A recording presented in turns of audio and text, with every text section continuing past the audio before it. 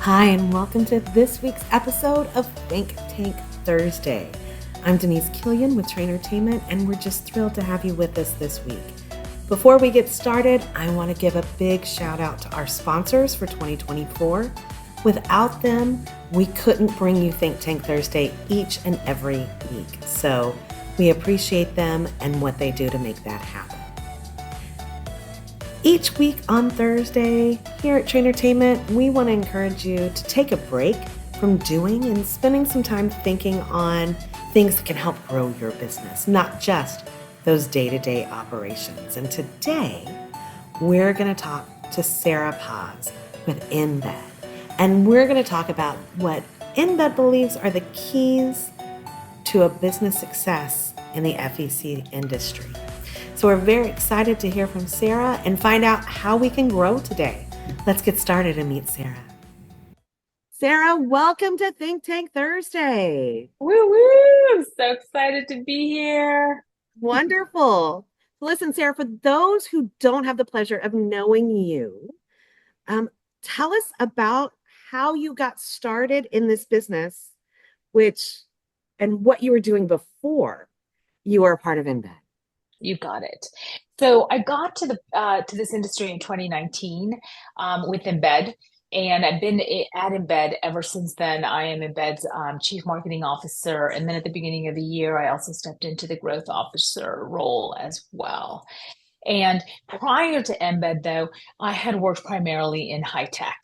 Right. And so at some juggernauts that you would recognize, such as Intel, Nokia, I was with Sony in Japan. I was in Helsinki with Nokia. And so some Silicon Valley giants, like I said, like Intel, I was with them as well in Silicon Valley. And working in mobile technology and, cloud and internet, et cetera, and software.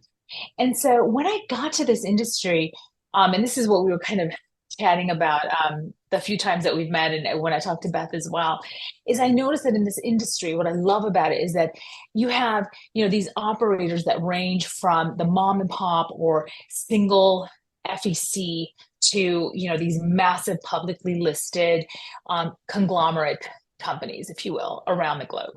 And what I noticed is very, very seldom when people were shopping for a technology solution, right? Because everybody needs a business solution in order to automate and run their business, right? And not a single person I've ever met ever said, hey, I went into business for the sake of running a business. Right. I dreamt of doing payroll and dealing with employee issues and massaging spreadsheets all day long. Like nobody, no one. Right. And so what I noticed though is that many of these, individuals, as passionate as they might be, very seldom asked about technology stacks, right? Very, very seldom asked questions like, hey, do you own the IP to the tech that you're using? Or are you just another licensee? Or do you use a series of plugins? Or are you taking things off the shelf and just white labeling them, right? Never realizing that, hey, if I'm looking at you as a technology partner, your technology partners are going to be my technology partners too. So I need to know what's under the hood. Technology can help save you money, can save you man hours, That's right. can streamline some of your processes. It's so Absolutely. essential. And I think Yep. and today, post-pandemic, we That's all right. understand that. We all get that. Owners, here we go, sign me up. So now is the Yes. pivotal time. Hmm. It's not just any brand will do ya, right? There That's are right. differences, and knowing what I love how you said earlier, your whoever your partner is for your POS, Right. their technology, it becomes your technology. So That's right. you need to know what you're getting into. So That's if right. you don't have a computer science degree, if you do not have That's right. um, a firm understanding of, all of the behind the scenes iCloud business, That's right. what are the questions and things that you should be thinking about and asking as an operator? Yes. So what I would say to you is the following, okay? In some cases, especially when we go to these big events and there's booth everywhere, right? Um, it's really interesting that, some of these new prospects will come there and say, okay, well, who's the lowest price? Because, all these guys are exactly the same. They all have the same functionality. They all have the same features. And so, let me see what the most cost effective solution is, right? And that's really kind of surface shopping. The problem with that is if you take a shortcut, you will be cut short, right? If something happens, and something always happens. Right. We saw it with Bank of America yesterday. A few months ago in July, United Airlines, Delta, how many people were impacted by a software patch, right? And then, before that, how many players have we seen go down in our own industry where they're like, oh, our data center has been acquired, right? We don't even, the customers of this one brand had no idea who the data center is, right? But all they know is that their business is down on a Saturday and Sunday, right? And they are losing money. And so what I usually tell, and this is something that, again, I learned in the high tech industry, right? Where some of our customers were very large customers and they were very tech savvy. Okay. And what we knew is that when they went shopping, they literally would ask questions like this, like, who designs the hardware, right? Is it done internally or externally, right? And where is it manufactured? Right? And do you hold the IP? Because there's many options in which you can just buy this. That one is huge. That word is huge. So huge. It is, because if not, this means you didn't design it. You've taken it off the shelf. You put your brand on it. And if something goes wrong with it, you're going to be like, I don't know how this is built. Actually, I can support it on the surface, but if something, empirically wrong with it, where it's almost recall level wrong, I can't do anything about it to help you. I'm on the phone with China, right? Trying to figure out like what's happened here. And so IP is very important, where it's manufactured, and, are any of them just straight off the shelf? Right. And hey, in some cases you can say, well, it's just a scanner. A scanner is just a scanner. It's low tech, etc. Okay, no problem. But when it comes to your kiosk, okay, when it comes to your readers, right? The person that has sold it to you, are they able to talk about the effectiveness, the reliability, the security of it? And if something goes wrong, do they have a team that can fix it? It's a simple. Well, and even a scanner, how does that integrate into the other operating systems? Because you can Absolutely. spend a little amount on a scanner, but if it doesn't talk to your POS, it's not going to do you any good. 100%. You're right. And then you have software. Now this is more critical. Okay. Right. And remember, we have hardware, we have software, we have firmware. Okay. When it comes to software, the question there is, who designed your software? Are you designing it in-house? And if you are parading as a tech company, do you actually have engineers? Do you have a development team? Do you own the IP? Right. And as we know, you can ask, do you do it internally or externally? Right. Have you outsourced it to a developer farm in Vietnam, or have you outsourced it to a development farm in India? Right. And here's the thing, just because an engineer can code doesn't mean that they understand the consumer journey, right? Will that code be easy to use or not? We've all gotten those user manuals. Remember back in the day with the CRT television, where you'd be reading the manual and saying input and output. I don't understand. Yeah. I just want my remote to work with my TV, please. Right? Okay. Well, and too, with engineers as well, they are super, super, super smart. Yay. How it works in their head and how you use it in a center are often very different things. So something that you do every single day that should be a one click, maybe 7, if the engineer has no understanding of the implementation and use in-house. 100%. 100%. And especially if this engineer is living in a country that has a completely different consumer journey than the American consumer journey. Okay.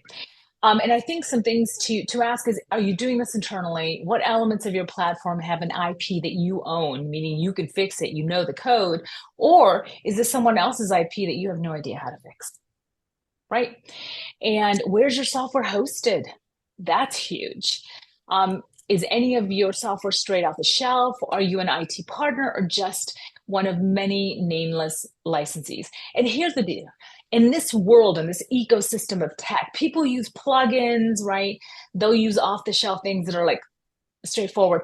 No worries. Okay. But here's the thing, when you're talking to a tech partner that you're going to rely on to run the back end of your business, right? And you're talking about reliability and security, it is important to know not only what part of it they have built, but then if they haven't built a part of it, who are they working with? If you don't recognize the names, then you're going to be in for some hard times, right? I guess is what Yeah. I'm going to say. Yeah, 100%. Right. So I'm loving that. I never would have thought to ask, do you own your IP? I think that is but it's such an obvious, Yeah, oh my heavens, because that absolutely. tells you so much more information than just, do you own your IP? Like that tells Yeah. you, Did you did you design it? design Is it it? Can yours? you fix it? Can you, right? Can you tweak it? Can you Can you make manage it it? work Can for you, yeah, me? If I have a completely. problem, are you the one I'm going to talk to fix it? Or do I have to talk to who Someone knows else. where, right? Yeah. And what if I need to integrate it with other systems? Mhm. Are you going to be able to do that? Are you going to tell me, no? Right. Because I don't even know how it works. Correct. Correct. So Right. that's just if you take one thing away, friends watching this from this conversation, do you own your IP? Right. Yeah. Do you own your IP? And who are the tech partners? Mhm. Right. So if someone says to you, because I know in 2019, I had never experienced this before in my life when I went to IAPA, we launched the mobile wallet and we were talking about Apple and Google. Right. So there you're talking about mobile encryption Love it. technology. Yeah. Okay. Yeah. And so the security and whatnot, and getting approval to be able to put a game card. And we were really excited about this. That year, actually, it appeared in the Apple annual report to the shareholders, to capital markets. It literally said, hey, Apple has now, with the mobile wallet technology, entered the family entertainment space. And of course, it wasn't Embed entering the door of Apple. It was Embed with Dave and Buster's, our partner, to say, hey, can we develop this? And at the time, and still to this day, it's the game card. This is the only family entertainment tech solution where where Apple and Google approved for the game card, which is the only non-finance, non-banking, non-loyalty, non-insurance card that is approved to sit in a consumer's mobile wallet, right? Which is, the ultimate in Huge. contactless. Yes, and what's wonderful is that the reload value on mobile wallet game cards is always higher because customers aren't afraid of losing their game card. Okay, but that's something else. So imagine 2019, there I am. I'm so excited. We're like, we were very excited. Okay. And I just remember that in the industry, some people were saying, oh, Apple would not return their phone call. It's all smoke and mirrors, or no way, right? Or Amazon, please, they're not working with Amazon. And I remember at the time, because when I got here, like I said at the beginning in January 2019, we said, no, no, no, we have to work with the best of the best of the best. Is it a higher price point? Is it going to have a higher operational cost for us? Yes, but we know that the reliability and the security is going to be the very, very best. Plus, on top of that, again, because I came from high tech, I knew that those massive companies with their own customers, they share with them, hey, here are the industry trends. Here are best practices we're seeing in finance. Here's in retail. This is what, et cetera, et cetera, et cetera. They have customer success teams that literally work with you to maximize their solutions. And so I knew that as a company, we would grow above and beyond just the usage of that technology. You need to look at who those tech partners are and then ask yourself, right? The questions that you need to ask yourself is, okay, so for example, they're on Amazon Web Services. Okay, hold on. Do I know the brand? Do I trust it? Do they have a good reputation? Okay, so they're world renowned. Okay, fine. Who else is on them? If NASA, if they have enough capacity for NASA, You're for okay. Facebook, exactly, for Facebook, for the NFL, if they can handle I think it's 31 million users on the Starbucks mobile app, then I think they'll be able to handle my FEC, Yeah. right? Then I think, right? Like even in the highest traffic time, they're going to have so much yield, right? They're going to have so much capacity prepared just for me that I know I'm not going to go down, right? And so this is why it matters, like who that tech partner is, right? And do you recognize them or not? You don't have to be a computer science engineer to know, okay, let me just Google who's number Mhm. one in data centers. It's Amazon. Okay. Excellent. Excellent. That's a beautiful point. So you mentioned we talked about mobile wallet with Embed, but there's Hmm. something else that I want to kind of mention a little bit and ask you about. Hmm. I am in love with the fact that Embed has an entire team of people called the Success. Oh, yes. And when we talk about support, who's going Yes. to be there when things go wrong? How am I going to train my people to use this stuff? Right? Right. You have a team of people called the Success Squad. Well, here's the thing. Okay. Oh, thank you for asking about that. Because and this is also something I learned during the pandemic. Everybody needs a squad to succeed. Everybody, Yes. right? Both personally and professionally. And so when we came out of the pandemic and we saw consumer revenge spending, I think is what Mhm. McKinsey called it, right? It was a wonderful, wonderful time, right? Because everything just was very buoyant. Everyone was excited that the pandemic for the most part was behind them. But then with all these supply chain issues that we had and inflation and when all of that when all of that percolated to the surface, right, which was basically the hangover from the pandemic, and consumer confidence went down, we realized at the time we need to layer as much value for our customers as possible, right? And so when we took a look at, again, we always go back to Amazon and our tech partners and get consulting, if you will, right, on what are other companies doing, right, to grow industries, to transform them, etc. And what I found is that customer success is something that isn't nice to have. It's something that is absolutely required for any company that says it's customer centric. To me, there's no greater testament to a company's customer centricity than a company that's willing to hire 20 people whose sole aim is to consult. And by consult, I mean, how do I help you maximize what you've already subscribed to, right? How do I help you with the best example, I think, is with our payment gateway gurus. We have two of them, and literally their entire aim is to help our FECs with their credit card payment processing, because after the pandemic, all of a sudden merchant fees in some cases were going up by 600% month on month.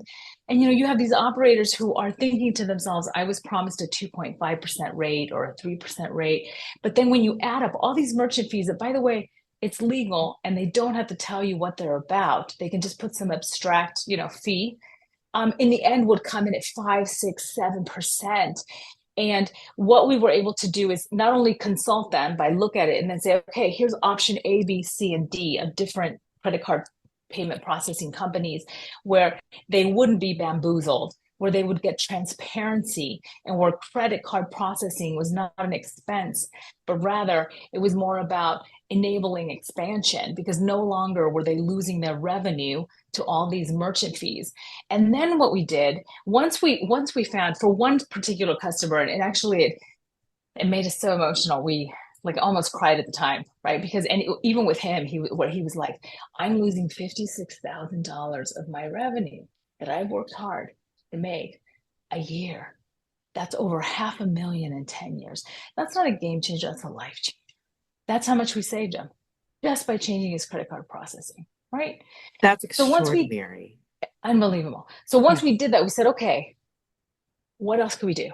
We said, well, the two things that upset FECs about payment processing, one is reliability, right? Because if they lose connectivity, I'm not processing any more credit card payments. So now all the people that we partner with, they have offline credit card processing where you can keep taking payments even if you're not connected. That's one. The other one is security, to protect our operators from chargebacks, right? Or what's called friendly fraud. People that are like, I don't recognize this company name. I don't think I was there. And it protects them from it. 3D 2.2 secure. And so that was, again, just one component. The other component is training and the Embed Go Train, who go in and help the RSPs or the customer service representatives, people who face the customer, train them also to know how to use the Embed system, how to load customers onto mobile wallet, because we know that when customers use mobile wallet, they spend 5 times more, right, in reloads than with cash or credit. So obviously that benefits the FEC operator. So all of those things, again, is just a layering value, and it's absolutely free. And then what we also discovered during the pandemic, I remember even some large companies, I would ask them, hey, put me in contact with your marketing person. Right? Who's your marketing person? Let me just send them a bunch of stuff. And they would say, Sarah, I'm the marketing person. Yes, I'm also the operations person, but I am the marketing Yes, I'm person. also the And salesperson, and I'm yeah, also the HR and the my payroll and the, yeah. Hmm. my favorite is this. I am the head of marketing, and Canva would be my marketing team, right? And so, you know what? Hey, that works. And so, what we did is we developed entire marketing kits that we printed ourselves because we're printing such high volume, we get the best price for it. And then we give it to them for free. Again, all of this was our aim of not only layering value, but making sure that we were contributing to the industry's recovery after the pandemic. That's fantastic. I love that. I absolutely love that. All right, Sarah, we are at the end of our time, but we have two very important things yet to discuss. Okay. It is time for our Think Tank Thursday question. Are you ready for it? We want to Wait, know, because here at Think Tank, oh, you're putting your yes, thinking hat on. I love you it. know I am. I've just moved to Texas. I mean, this is what you do. You got to do it. You got to do it. All right, That's right. Sarah. So here at Tell Think me. Tank Thursday and at TrainerTainment, we're all about growth. What do Yes. you do to grow yourself? Okay. So what I do, okay, and this is before I also came to Texas, although I find that this is very much part of the ethos of Texas as well, right? Um, what I do to grow is podcasts, but I'm naturally kind of a life learner, right? So this is my jam, but I love listening to podcasts that are not only about, business concepts and professional growth, but more importantly, personal growth, right? And how to manage and lead.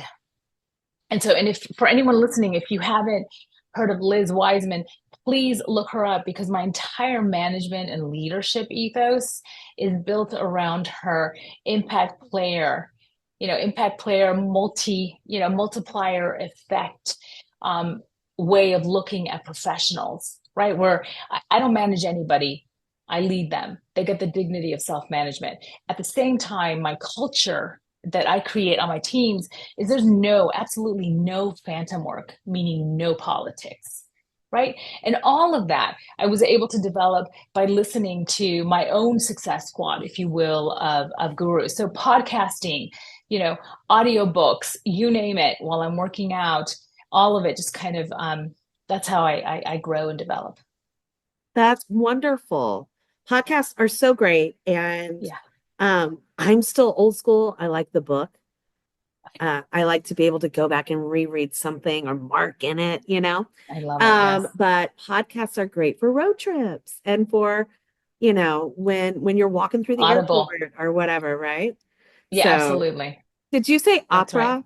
Podcasts are great for, Audible. Audible. Audible is great for books while you're on the go, right? Or I if you're thought on the you rush. said opera. Like I do it's love the great opera as to well. listen to a podcast while you're at the opera. No No. judgment. I was just like, wait, did I hear that right? Audible is what she said. For Mhm. those at home, thank you for that Yeah, clarification. you're welcome. Sarah, how can people Yeah. reach you? Oh, so you know what? You can reach all of us at Embed via the Embed Card website. And we're also really active on social media. In fact, one of the reasons why I'm wearing this hat is because today we had a bit of a stampede here in the Dallas office where we were looking at some tumbleweed tactics, right? I showed these to you earlier while having our cupcakes. I mean, look at the guy on the horse. How cute is that? I love It's it. adorable. That is But yeah, absolutely adorable. And I think I'm not too far from your office, so I can swing by and get a cupcake. Yeah. Anytime. Sara, thanks Anytime. so much for your time. I appreciate it. Such wonderful information. Thank you, Sara, for your time. My And this pleasure. information and help and services are available at Embed. Thank you, dear.